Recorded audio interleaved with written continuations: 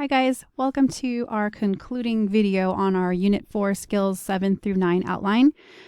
This particular video is going to focus on the harder questions from Skill 9. Skill 9, by the way, is on dividing radical expressions.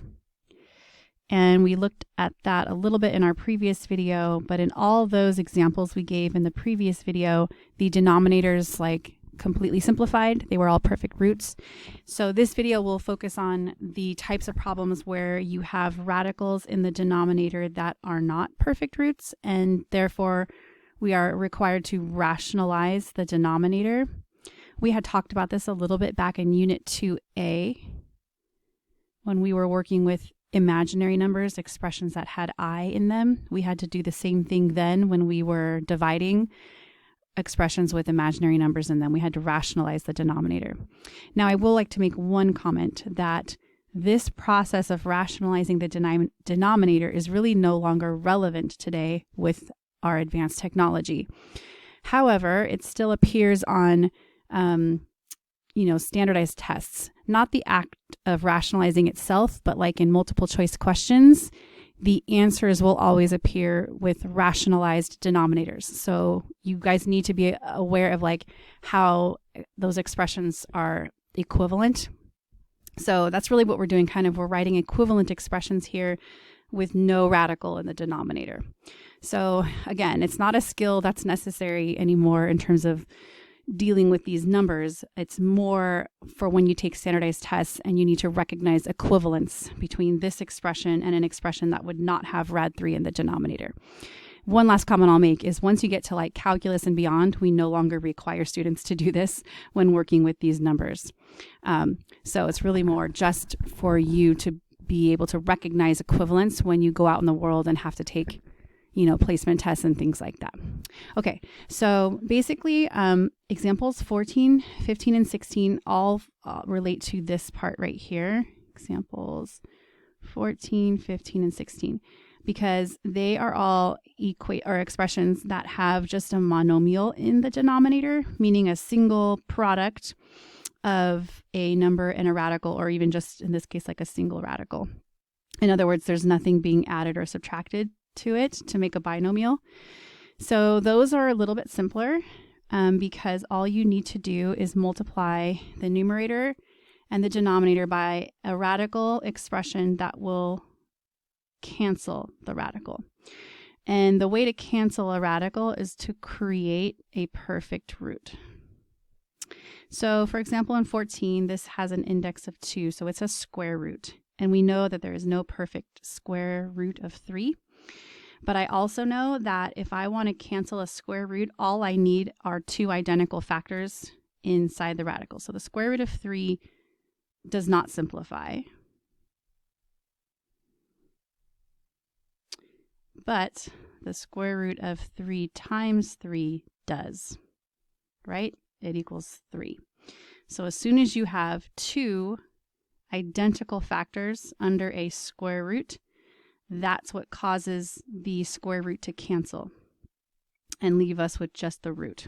Okay, so I'm going to just basically create that because what I can do here is multiply the numerator and the denominator by an equivalent radical. Because remember, the square root of 3 divided by the square root of 3 is 1.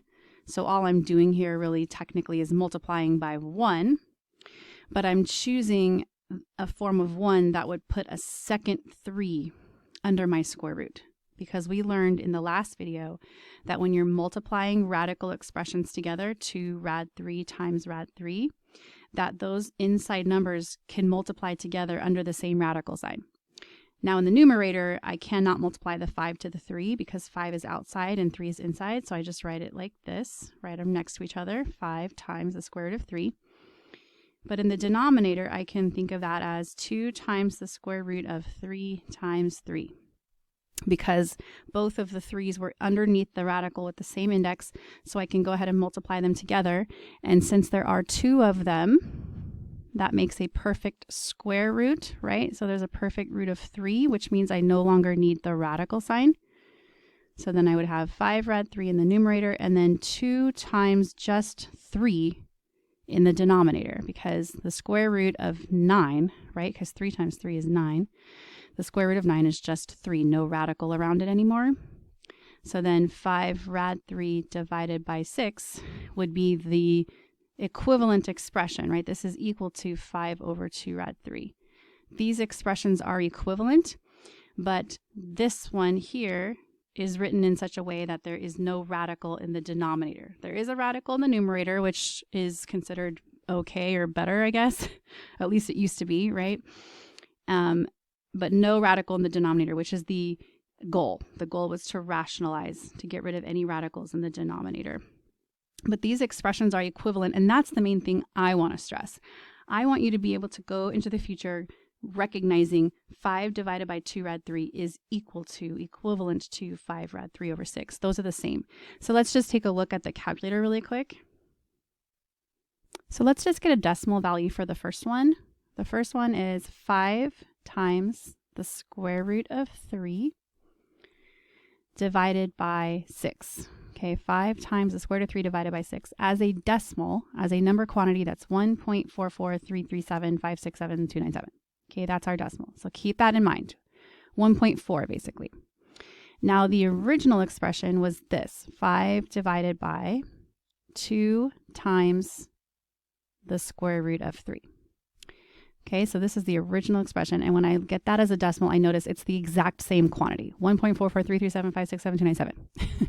So that just again proves the equivalence. The expressions look different. 5 rad 3 over 6 does not look like 5 over 2 rad 3, but they both are approximately equal to 1.44. So equivalence is what I will stress in this video. Okay, moving on to the second one. The second one is when the index is not 2, the index is 3. And then also kind of reminding us that when we have division underneath a radical, we can split that up into 2 separate radicals. You can split a radical over division or multiplication. You can also combine 2 radicals over division or multiplication. But when I do that here, I notice that I have a cube root of 5, which does not simplify, right? So over here, cube root of 5 does not simplify. But the cube root of 5 times 5 times 5 does, right? It would equal 5 because I would have an indexed sized group. I would have a perfect trio, a number of identical factors that match the index, which would give me a perfect third root of 5. So that's my goal, is to have a cube root with 3 identical factors in it, and I already have 1 identical factor in it right now. So what I'm going to do is multiply the numerator and the denominator by the cube root of 5 times 5. Now again, I have to multiply the same thing to the numerator and denominator in order to make sure that I'm multiplying by 1, because as long as I multiply by 1, I keep the value the same. I keep equivalence, right? That will guarantee that when I'm done with the problem, both expressions will equal the same amount. But this will enable me to create a fraction that does not have a radical in the denominator, because let's see what happens. So in the numerator,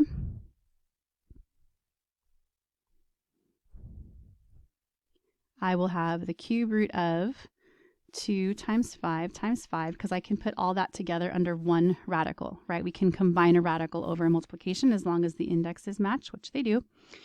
And then that's being divided by the cube root of 5 times 5 times 5. So again, I can combine that multiplication under 1 radical sign. And then in the numerator, that would just be the cube root of 50, right? 10 times 5, which cannot simplify because I don't have 3 identical factors. I do have 2 identical factors, but that's not enough when it's a third root. So then I will just leave it as cube root of 50. And then that's being divided by 5 because of what we mentioned earlier. As long as you have an indexed size group underneath a radical, right? A cube root of 3 identical factors, that will cancel out the root because it's a perfect third root, and then I'll just have a single 5 in the denominator. So according to the laws of equivalence, the cube root of 50 divided by 5 is the same thing as the cube root of 2 divided by the cube root of 5. These expressions are equivalent. The advantage of the first one, though, is that it's an expression without a radical in the denominator. Moving to example 16, it's a similar idea. This one just has the complication of a variable underneath, actually two factors really, underneath the fourth root in this case. So my goal, again, is to create an equivalent fraction that does not have a radical in the denominator. So right now, this is what is in the denominator. I have an 8 and an n, and that cannot be simplified right now because it only has, we know that 8 breaks into 2 and 4, and then 4 breaks into 2 and 2. So we know that 8 has 3 factors of 2, and then there's this 1 factor of n. So I almost have a perfect fourth root, but not enough, right? I only have 3 when I need 4. So this does not simplify. But if I had a fourth root and then I had 4 factors of 2 and then 4 factors of n, that would perfectly reduce. I would have a perfect fourth root here and then another perfect fourth root there, right? Indexed size groups. I'd have a fourth root that equals 2, and then this would be a fourth root that equals n. So that would perfectly simplify. So what do I need to multiply into my denominator? I need a 1 more factor of 2 and then 3 more factors of n, right? Because that's what's missing from the radical that I currently have. So then that's what I will multiply to the numerator and denominator of this fraction. Let me rewrite it though. So I have 4m divided by the cube root of 8n. And then I'm going to multiply the numerator and the denominator of that by the things I need to add or multiply to the, sorry, this is a fourth root, excuse me. I will multiply by the things I need to multiply into this radical to make these perfect fourth roots. So I need 1 more factor of 2 and then 3 more factors of n to the third power. So then that's divided by the fourth root of 2n to the third. Okay, so then I can combine these under one radical in the denominator. The numerator will just be 4m times the fourth root of 2n cubed, because this can't simplify. I don't have 4 of any identical factors, so it just has to stay like that. Meanwhile, in the denominator, I have the fourth root of 8 times n times 2 times n cubed. Okay, so that equals 4m times the fourth root of 2n cubed. And then let's just see what we got here. We have a fourth root of, remember 8 is 2 times 2 times 2, right? So I've got 2 times 2 times 2 times 2, if I put this together, times n to the third. Okay, that is equal to 4m times the fourth root of 2n cubed, all over the fourth root of, maybe I'll write this as powers, 2 to the fourth times n to the fourth, right? Because I add the powers. N to the first times n to the third would be n to the 1 plus 3, n to the fourth. So I have my perfect indexed sized groups, 4 factors of 2, 4 factors of n, their fourth roots, they will cancel, right? And so my final answer will be 4m times the fourth root of 2n cubed all over 2n. And that is our rationalized denominator. So this expression is equivalent to 4m divided by the fourth root of 8n. These expressions are equivalent, but this is the one with no radical in the denominator. So I will conclude this video by dealing with the situation when we have binomials in the denominator that have radicals that can't be simplified. In that scenario, we have to multiply by what's called a conjugate. So just as a reminder, a conjugate would be the binomial with the same numbers or the same terms, but opposite sign. This was the definition we had used back in Unit 2A. And I'll write that here again in case you wanted to review that. We had gone a little bit more into detail about conjugates then, but it's the binomial with the same terms but opposite sign. So what do conjugates do and how are they useful? When you multiply, so conjugates multiply to create a difference of squares.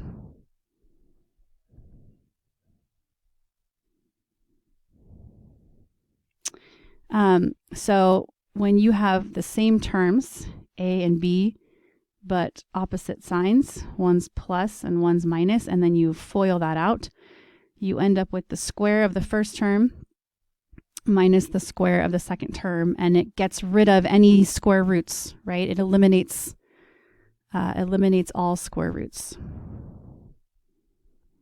Because the middle terms, when you FOIL, you would end up with a middle term of positive AB, and then another middle term, or sorry, that's negative AB, and then another middle term of positive AB. And so that negative AB and that positive AB will cancel, which is why there's no middle term here. Meanwhile, the first term, A squared, and the last term, B squared, are perfect squares. So whatever square root was there gets canceled out by the perfect square. So it eliminates all square roots, which is what it's used for. And I'll just quickly scroll back to our steps that were at the top of this particular page. So when you have binomial expressions in the denominator, that's when we multiply by the conjugate. Okay, we multiply numerator and denominator by the conjugate, and then we simplify. So back in number 17, the conjugate that we would need to multiply by is 5 plus 2 rad 5.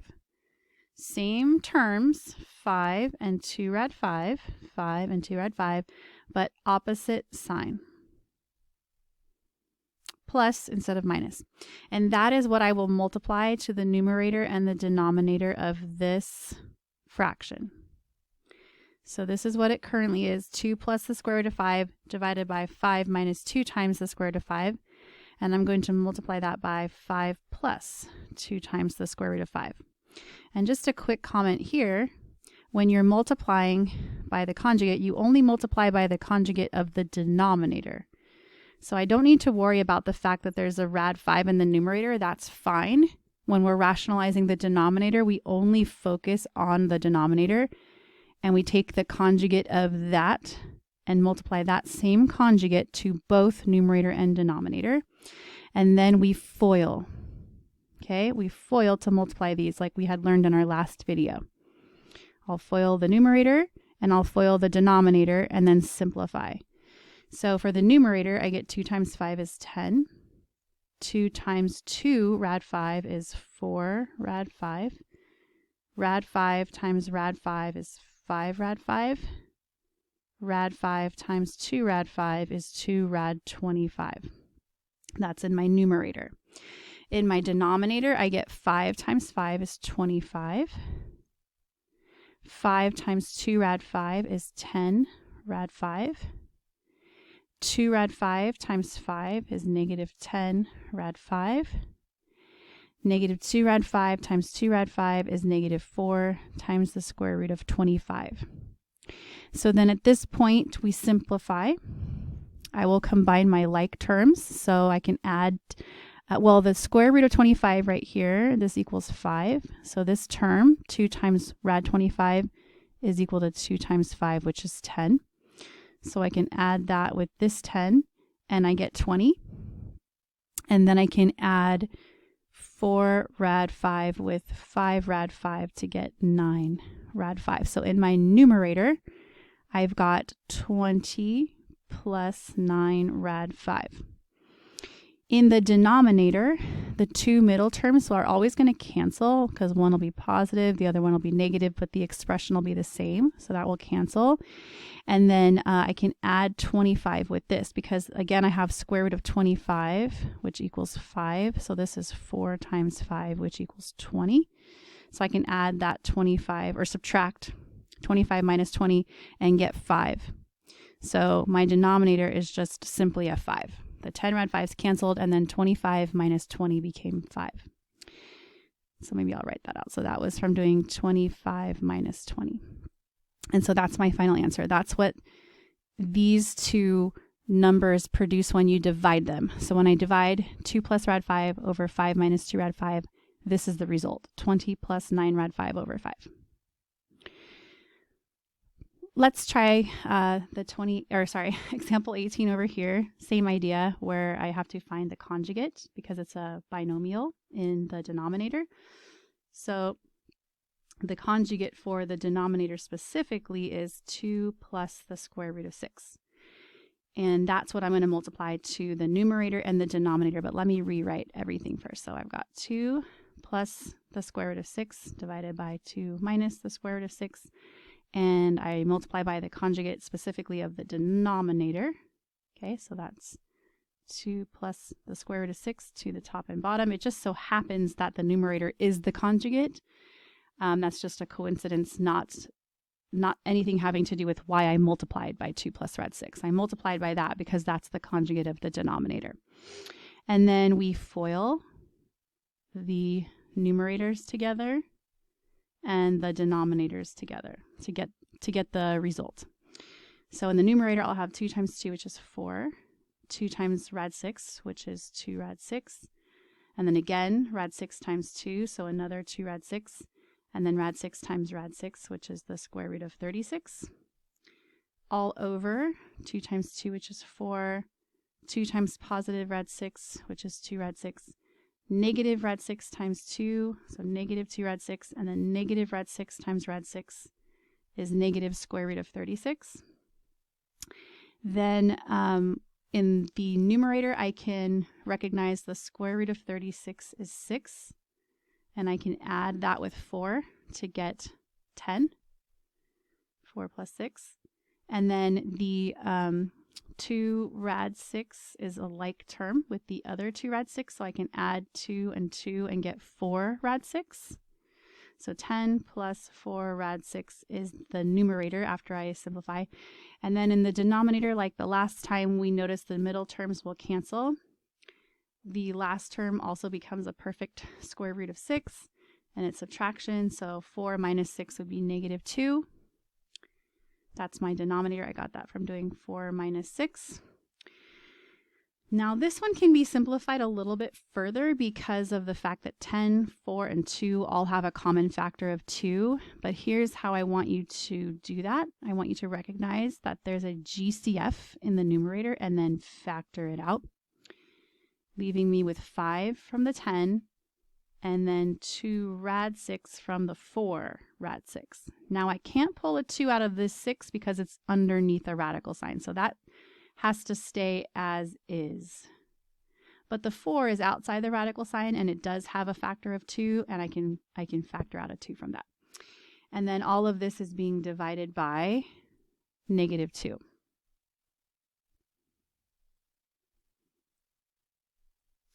So that means there's a common factor between numerator and denominator, but I do have a negative left over, but the 2's actually cancel out because they were common factors. So then what that means is this is negative 1 times 5 plus 2 rad 6, or you could say it's negative 5 minus 2 rad 6, either way. Or this. But basically what happens when you divide these two irrational numbers, this is the result, negative 5 minus 2 rad 6. So I threw number 19 in here because it's got the binomial in the numerator, but the monomial in the denominator, just to show you that our focus is mostly on the denominator. I'm not going to necessarily need a conjugate here. This is so what I will do instead is just try to get a perfect fifth root in the denominator. In fact, I would like you guys to maybe try this one right now and then pause your video and then come back and check and see how you did. Okay, welcome back. So what I did first with number 19 is I just took the number 243 and began to break it down into factors. And so I noticed that 3 could go into 24 and then 3. It goes into 24 8 times and then into 3 once. So I divided it by 3 to get 81. And then 81 I know is 3 and 27. And then 27 is 3 and 9. And then 9 is 3 and 3. So I recognized, oh, there's already a perfect fifth root. 243 is 3 to the fifth power. So the fifth root of it would be 3. So I went ahead and simplified that part. I took the 3 out, but there were only 4 n's under the 5th root, so I left that as n to the 4th. But I recognized, I went back to the original problem, and I simplified the 5th root of 243 to be 3. But I multiplied the numerator and the denominator by the 5th root of n to the 1st. And I did that so that I could eventually add the 4 and the 1 to get 5. And I knew I needed 5 because it was a 5th root. But because there was a binomial in the numerator, I had to distribute the 5th root of n. So 4 times the 5th root of n is just 4 times 5th root of n. Can't really do much other than write them next to each other. Minus 3 times the 5th root of n cubed, because I added 1 to the 2. When you're multiplying bases, you add the powers. So I got that in the numerator, and then in the denominator, I had 3 times the 5th root of n to the 5th, because I added 4 plus 1 together, and then the 5th root of n to the 5th canceled and just left me with n. So then that's my final answer, because now there's no more radical in the denominator. So this concludes our video notes on the entire Unit 4 Skills 7 through 9 outline, and your practice for this will be from your textbook. So see Canvas for the different problems that I'll have you do, and then let me know if you have any questions. Thanks. Bye.